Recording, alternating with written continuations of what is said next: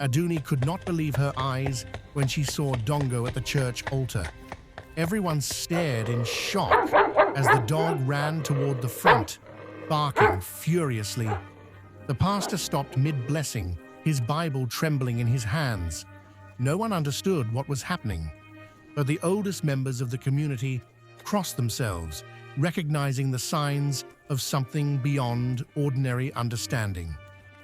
In an instant, Dongo leaped at Festus, knocking him to the ground. Before anyone could react, the dog had torn Festus's wedding suit to shreds and bitten his neck. Aduni fainted on the spot, her white lace head tee tumbling to the floor. "Eshu lon shi'i," an elder woman cried from the back. This is the work of spirits. To understand this moment, we must go back to the beginning, to the compound in Ibadan, where Aduni's story began. Dongo was no ordinary dog.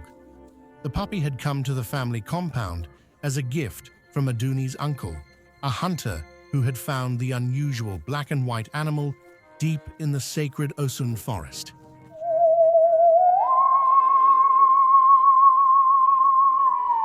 From the moment Dongo arrived, the household help whispered about him. Mama Bose, the elderly cook who understood the old ways, warned Baba Abayo that the dog's eyes held something ancient. "Iranko yini emi atowodowo," she cautioned. "This animal has a special spirit." But modern-educated Baba Abayo dismissed her concerns as village superstition. The family kept the dog, despite how its eyes seemed to follow conversations, how it would react to words no ordinary animal should understand. When Aduni was 14, her life changed forever. One night during the Harmattan season, when the dry winds blew dust from the Sahara across the city, she accidentally witnessed her parents, Abayo and Aina, in an intimate moment they thought was private. Confused and unsure what she had seen, the young girl retreated to her room in the east wing of the family compound, where Dongo lay on his raffia mat in the corner. That night, as Aduni cried in confusion, Dongo approached her bed and laid his head on her lap. Something passed between them, a connection beyond words. In the silver moonlight streaming through the window, Aduni saw the dog's eyes change, just for a moment, becoming almost human. She felt as though Dongo not only understood her turmoil, but could see into her very soul. "Oni oyemi," she whispered, stroking his head. "You understand me, don't you?" Dongo's eyes met hers, with an intensity that seemed impossible for an animal. A shiver ran through Aduni as she remembered the stories her grandmother used to tell about Eniyan Eranko, humans who could take animal form, or animals who carried human spirits. From that night forward, their bond deepened into something that transcended the natural order, something the old ones in the village would have recognized with fear. But young Aduni did not yet understand that some bonds once formed can never be broken, and that the spirits have ways of claiming what they believe is theirs. As Aduni grew older, Dongo never left her side. They spent every moment together when she was home. The dog would wait by the wrought iron gate of their compound for her return from school, sensing her approach even before she turned onto their street. Sometimes, neighbors claimed they had heard Dongo whispering Aduni's name in the night, though they crossed themselves when they spoke of it. At first, her parents found it endearing, a girl and her devoted pet. But as the months passed, they noticed troubling signs. Dongo growled whenever anyone approached Aduni. When boys her age came to visit, the dog positioned himself between them, hackles raised, eyes flashing with unnatural intelligence. During one family gathering for Ilea festival, when relatives filled the compound with laughter and the aroma of jollof rice and pounded yam, Aduni's cousin Tunde tried to hold her hand while they played. Dongo's reaction was so fierce that Aduni's father had to intervene. That night, Baba Abayo consulted with his brother, who suggested they visit the Babalawo, the traditional priest and diviner. "That Aja is too attached to your daughter," her father warned later, using the Yoruba word for dog. "Ko shi aishedi." It's not natural. Something spiritual is at work. But Aduni dismissed his concerns. With Dongo, she felt understood in ways no human had ever managed. Her mother began to find strands of Aduni's hair woven into Dongo's black and white fur, though Aduni denied putting them there. At night, the dog would lie on the floor beside her bed, watching over her with unblinking eyes. Sometimes, Aduni dreamed Dongo's dreams, running through endless forests, hunting with ancient packs, swimming across rivers toward a mysterious light, as if their minds had somehow merged. She would wake to find him staring at her, as if he too had shared the vision. On several occasions, Dongo tried to climb onto her bed at night, seeking a closer connection. The air would grow heavy, charged with something ancient. Aduni always pushed him away gently, maintaining that boundary, even as their spiritual bond deepened. After these rejections, strange marks, like ancient symbols, would appear scratched into her bedroom floor come morning. "Oh, je ore mi," she would tell him, "but there are lines we cannot cross. You're my best friend, but you're still a dog." Dongo would lower his head in what seemed like understanding, though his eyes held a yearning that sometimes frightened her. On those nights, Aduni would hear whispers in the darkness, words in a language she almost understood. One morning, Aduni's mother found small sacrifices of food outside Aduni's door, arranged in patterns that the old house help identified as offerings to Obatala, the Yoruba deity of wisdom and purity. No one admitted to placing them there. As Aduni approached her final year of secondary school, the bond grew more intense, more possessive. What she did not yet realize was that such spiritual connections demand payment, and that Dongo would soon collect his due from anyone who tried to come between them. When Aduni received her university acceptance letter to study at the University of Ibadan, her parents celebrated with a small party in the compound. They sacrificed a white chicken in Thanksgiving and invited neighbors to share in their joy. Privately, they hoped the separation from Dongo might break whatever spiritual entanglement had formed between their daughter and the unusually intelligent animal.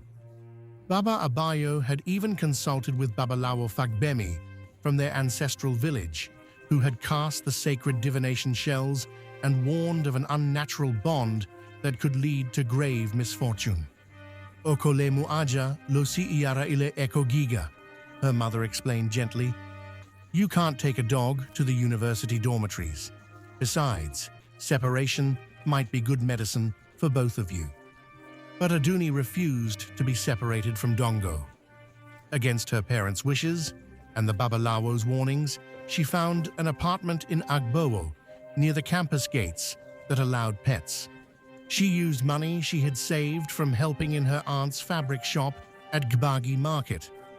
The night before Aduni left for university, her grandmother tied a red and white woven bracelet around her wrist. "For protection," the old woman whispered.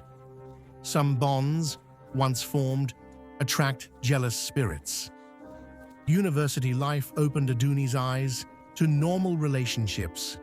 She watched couples walking hand in hand across the campus's tree-lined paths, sharing plates of amala and uadu in the cafeteria, studying together in the library beneath portraits of Nigerian heroes. A longing grew in her heart, a desire for human connection that her bond with Dongo couldn't satisfy. 6 months into her first year, James entered her life. He was from Igbo land, but had grown up in Lagos handsome with a ready smile, studying engineering and attending the same Christian fellowship as Aduni. Kind and patient, he didn't mind when Aduni insisted they spend time at her apartment rather than his because her dog needed her. But he did find it strange how the dog seemed to watch them with almost human jealousy. The first time James tried to kiss Aduni underneath the mango tree outside her apartment, Dongo went berserk.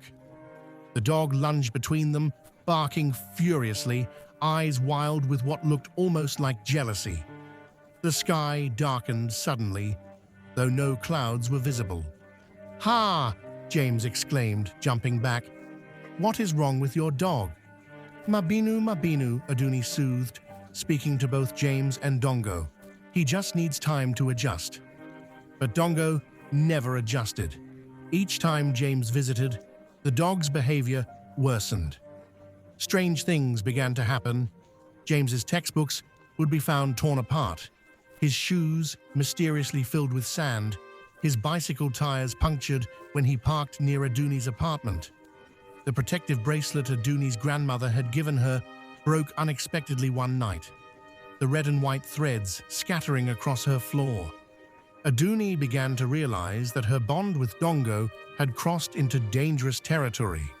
The dog saw her not as his owner, but as his exclusive companion, a relationship that transcended species and entered the realm the elders would call a fauché, a spiritual claim.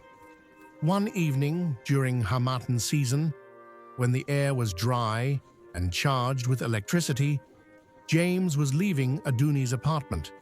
He leaned in to kiss her goodbye, not noticing how Dongo's eyes had turned an unnatural yellow in the dim light. The dog attacked without warning, launching himself with supernatural force, sinking his teeth into James's arm and leg. The young man fell, screaming in pain as blood soaked through his clothes. "Dongo, duro!" Aduni screamed, pulling at the dog's collar. "Stop!" The dog turned to her, and for a moment, Aduni could have sworn she saw a human expression in those animal eyes.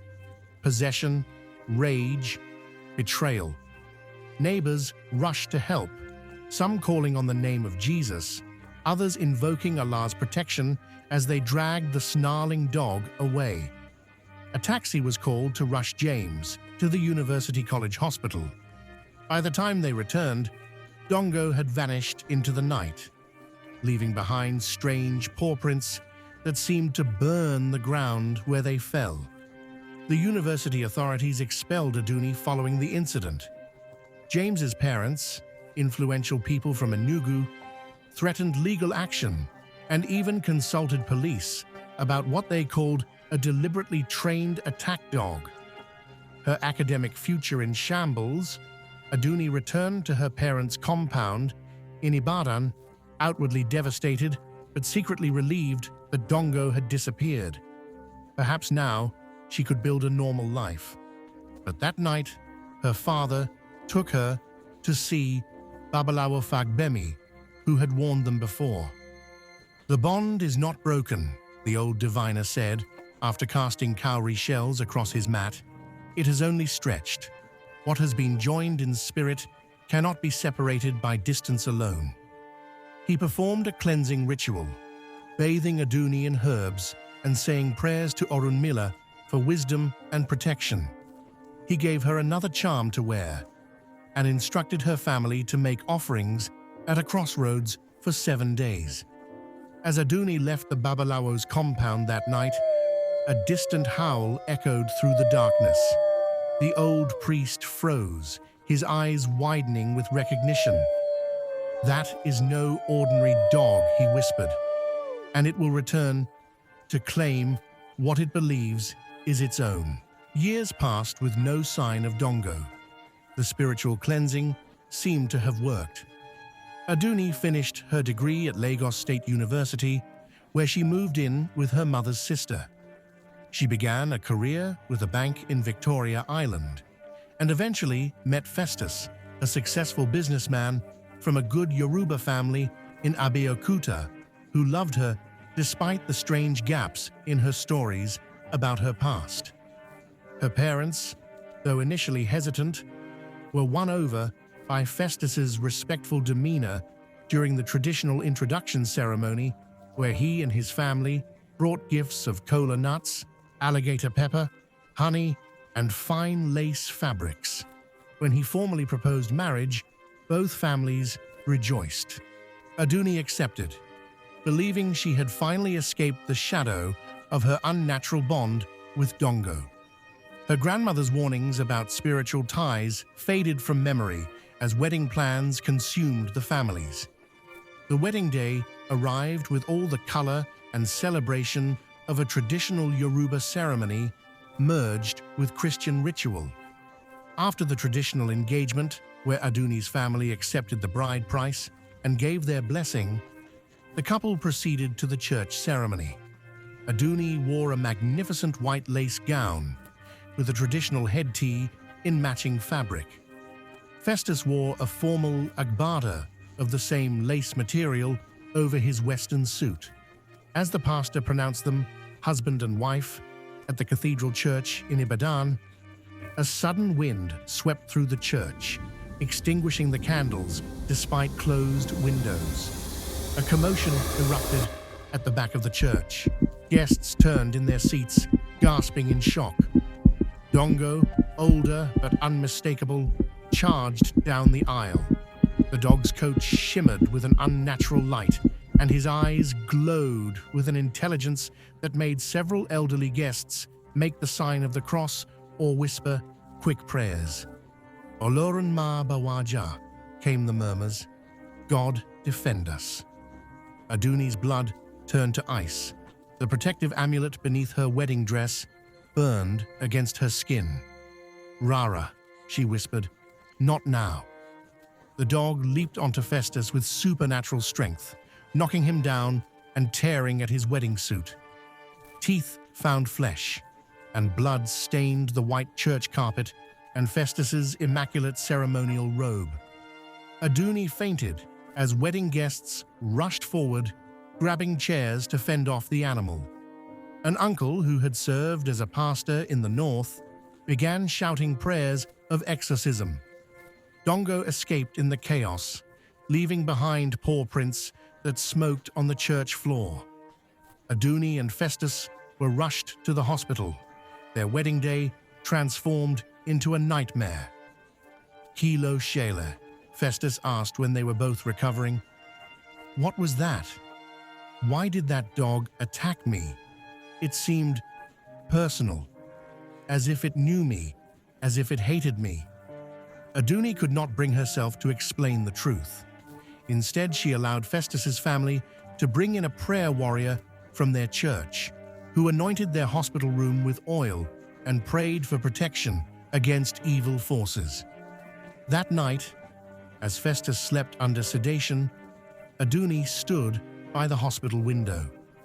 In the shadows of the parking lot below, she saw a familiar form, watching, waiting.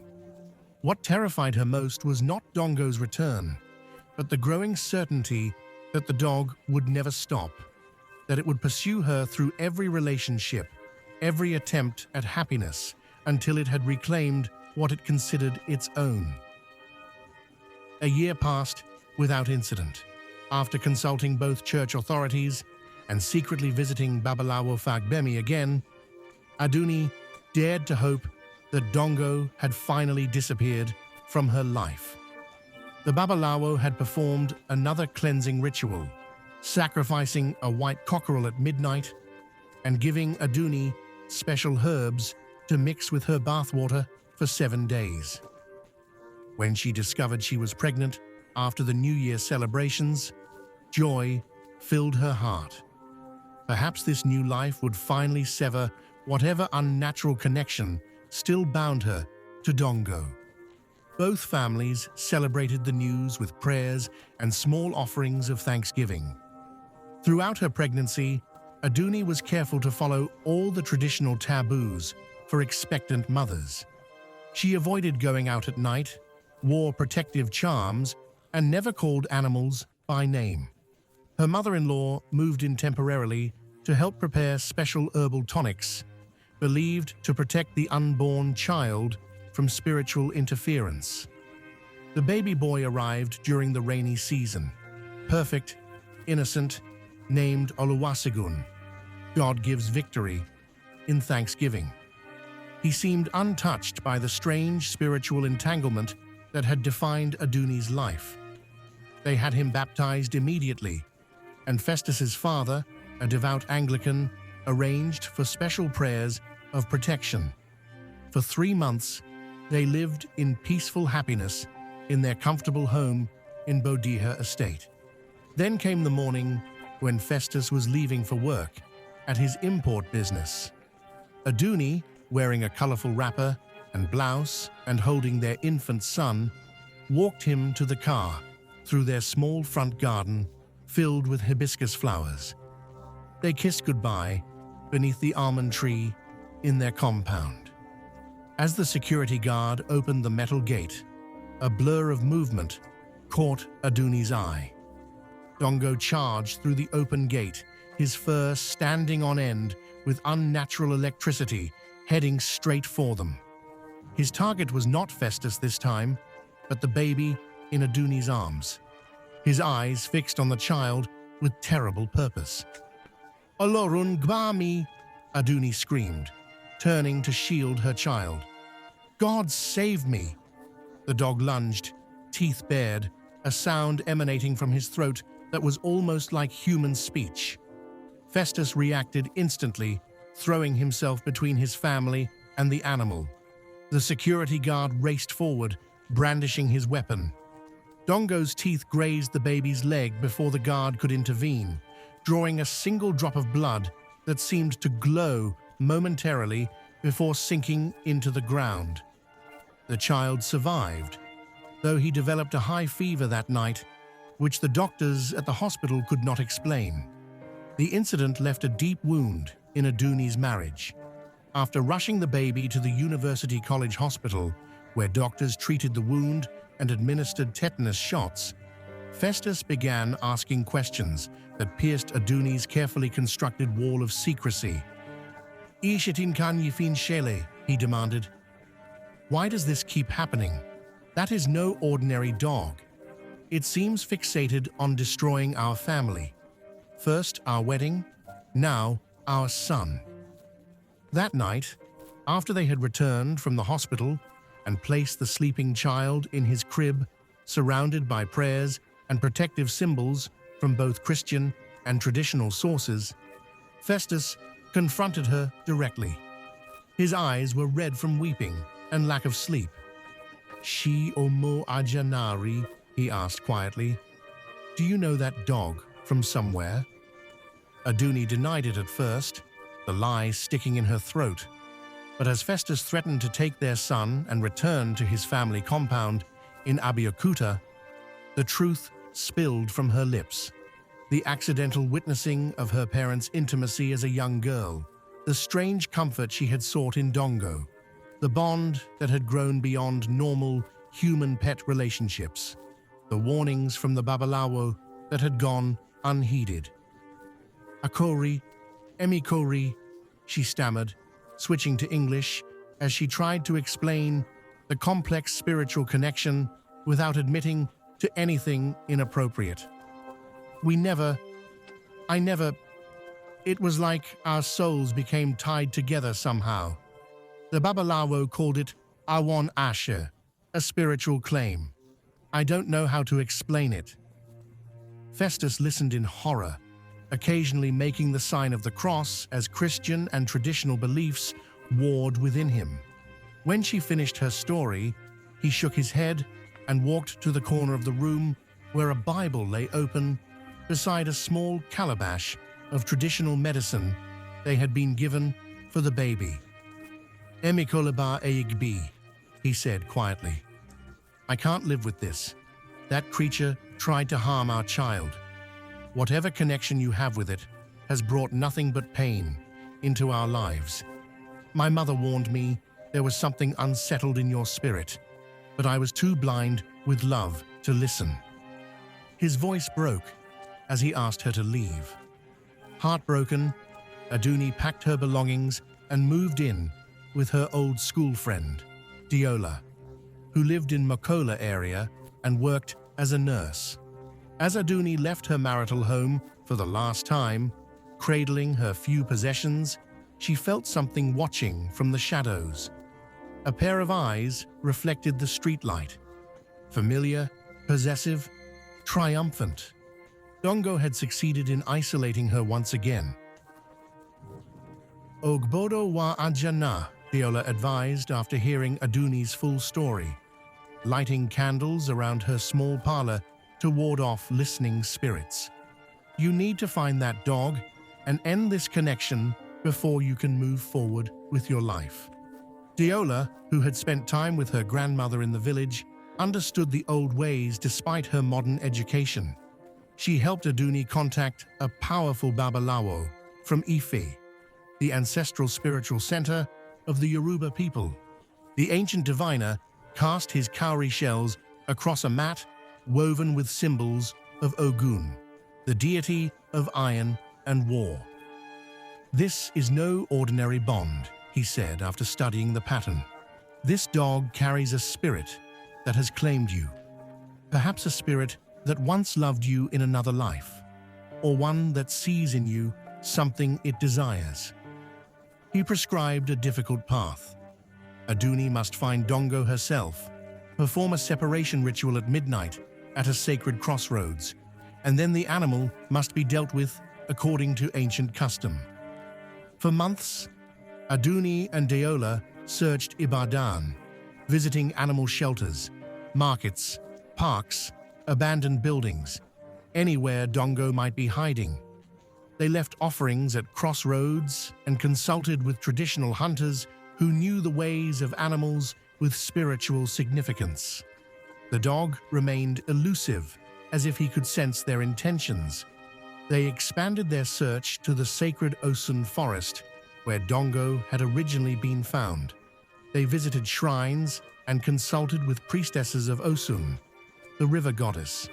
One elderly priestess at the river shrine warned Aduni that such bonds were dangerous to break. "What joins together in spirit creates roots that go deep," she said, her eyes clouded with age but sharp with wisdom. "Sometimes cutting those roots releases something worse." Eventually, after nearly a year of searching, Aduni gave up. "Perhaps Dongo is dead," she told Diola one evening as they sat on the veranda of Diola's small house, drinking zobo and watching the sunset. "Perhaps the bond has broken naturally." Diola was skeptical. "Spirits don't simply give up their claims," she warned. Years passed. Aduni rebuilt her life, finding work at a small company in Dugby Market. She kept to herself, avoiding close relationships.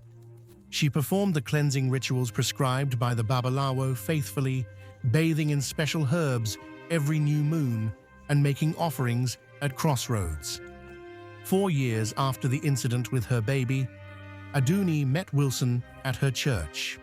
He was a soft-spoken accountant who had recently moved to Ibadan from Akure.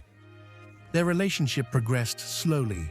Aduni remained cautious, watching for signs of Dongo's return with each new development. Wilson was patient and understanding, never pushing when Aduni seemed reluctant to discuss her past. When Wilson proposed marriage at a small restaurant in Bodija, presenting her with a gold ring blessed by his pastor, Aduni accepted with both joy and trepidation. She insisted on visiting both a Christian prophet and a Babalawo before setting a date. The wedding was planned as a modest affair, just family and close friends at a small church in Okeado, with a reception at a nearby hall. Perhaps such a simple ceremony would escape whatever supernatural awareness had drawn Dongo to her previous attempts at happiness. The night before her wedding, Aduni's grandmother visited her in a dream, warning her with words Aduni couldn't quite remember upon waking. She made additional offerings at dawn, praying for protection. But as she performed the ritual, a chill ran through her body. In the distance, a dog howled, a sound so familiar it made her blood freeze. She knew then, with terrible certainty, that her final confrontation with Dongo was coming, and this time, one of them would not survive. Please tell me, are you enjoying the story? If so, tell me what lessons have you actually learned? I would really love to hear your comments in the comment section down below. And remember to support this channel, please subscribe, like the video, comment, just say something, even a word could literally mean a whole lot. So I want you to tell me what lessons have you learned from this story. Trust me, these are situations that most people actually go through. I'm sure some of you that are watching this story have actually gone through this situation. So I want to hear from you. I want to hear how you dealt with the situation that you were faced with. On her wedding day, Aduni was dressed by her aunties in a cream lace gown with gold embroidery. They placed a traditional beaded necklace beneath her clothing for protection and dabbed her forehead with blessed oil. Her headtie was wrapped high in the traditional Yoruba style, making her look regal despite her nervousness. As she approached the church entrance on her father's arm, a familiar figure appeared in the distance across the dusty road. Dongo, grey around the muzzle now, but still unmistakable, watching her from beneath a baobab tree. The dog's eyes glowed with an unearthly light, even in the bright afternoon sun. Terror gripped Aduni's heart. She froze, her hand tightening on her father's arm. "Kilo Shele?" her father asked, following her gaze.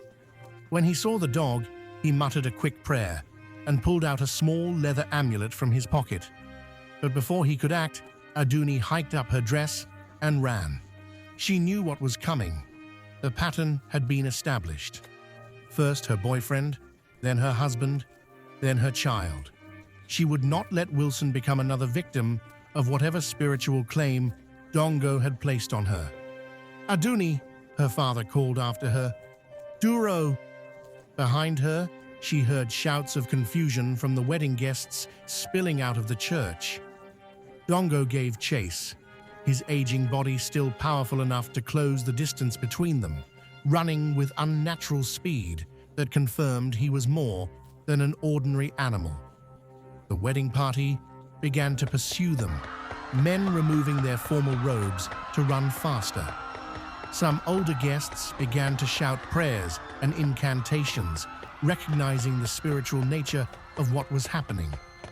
In her panic, Aduni didn't see the busy Ibadan highway until it was too late. She ran into the road, the screech of brakes piercing the air as a bus swerved to avoid her. Impact. Pain. Then darkness. As her consciousness faded, Aduni saw Dongo standing over her, his eyes no longer those of an animal, but filled with what looked almost like human grief and love. In that moment, she understood that their souls had indeed become intertwined, a bond that had transcended normal understanding and ultimately destroyed both their lives. "Moti janishokan pelu the dog seemed to say, though no human words came from his mouth. "I have been joined with you." The dog threw back his head and howled, a sound of such profound loss that it chilled the blood of everyone who heard it. Then he turned and disappeared into the busy streets of Ibadan for the last time. Those who witnessed the scene would later speak of it in the markets and beer parlors in hushed tones, describing how the animal had seemed almost human in its grief.